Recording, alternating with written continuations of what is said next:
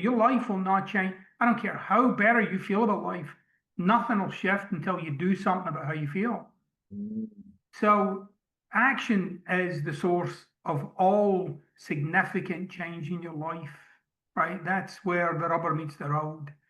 We So all want to feel better, but it's not always possible.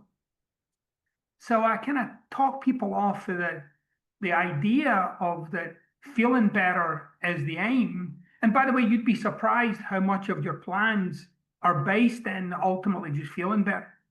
mm, so true. So it's so true. So how do you talk to the person? Because this is some of the things we've had with some of our men Yeah, here who go, okay, I need to take action. And the next action I need to take is consuming more information, right? right, The next action I need to take is to listen to the next podcast. The next right. action I need to take is to just, I haven't read that book, right? Yeah, I read this one, then my life changes. right. So ultimately, again, if we can examine it from the same perspective, we're bedded in with our feelings. Mm, We like to think of ourselves as people of commitments, right? But we're not, right? We'll bend and shape our commitments all mm, over the place. So if somebody, is kind of looking at their life and they're not taking the action, they're not driving ahead, they're not doing what they need to do, and usually it's because they're not clear about what the point of this is. yeah, Like, where are we going? Like, this yeah. is so good. Everybody's having fun. We've all got the fucking t-shirts, but this isn't making any difference, right?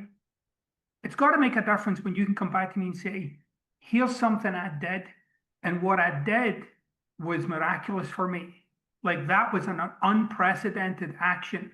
I would never have done that, but for this insight. Now Mm, you're on the road, right? mhm. I have a small group that I'm coaching right now, and I spoke to them last night, and I said, "You got a week. Come back with a miracle.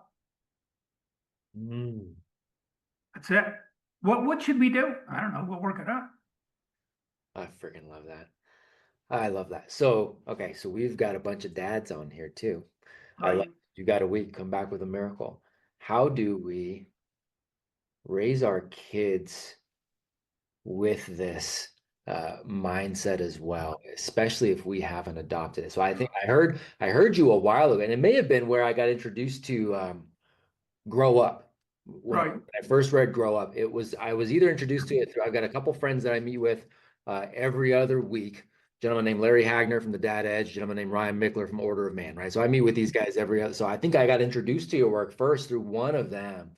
And this concept of going back and finding this miracle, I read something recently. You said you can't forge a new and lasting future without being complete in your past. So you've right, got your own unresolved childhood trauma right. that shows up in your parenting, right? And then you want to convince them to go find a miracle. Does it start Right. with us finding a miracle ourselves? Okay, so the first thing is I love talking to parents because the first thing I love saying to parents is you're screwed, Yeah. right? You are screwed. Like if you think you're going to have this say in how this turns out, good luck, right? But that doesn't mean to say you can't guide, doesn't mean to say you can't kind of point in the right direction. That's all great. But ultimately there'll come a point where, and this is a really challenging thing about being a parent is you kind of have to take your hands off, right?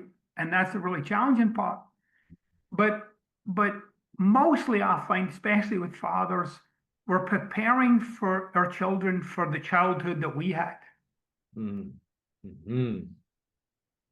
So Mhm. you're giving them the tools that you think they're going to need based on what you went through, Yeah. right? So sometimes it's like the things that you didn't have, I'm going to make sure my kid has that, right?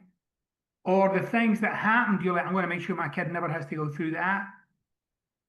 So Mm. already you're kind of forming some kind of template here of how this is going to go. And here's what happens. All the same familiar cues, noises, upsets, traumas, disasters, they have a very familiar ring to them with your kids at times that you went through. And that's because, you know, I think the best advice I can give to anybody, I'm not only an advice guy, but if I was an advice guy, here's what I'd say to them. Get complete with your childhood as quickly as possible. But you don't get complete with it by saying, I'm over it. That's not complete.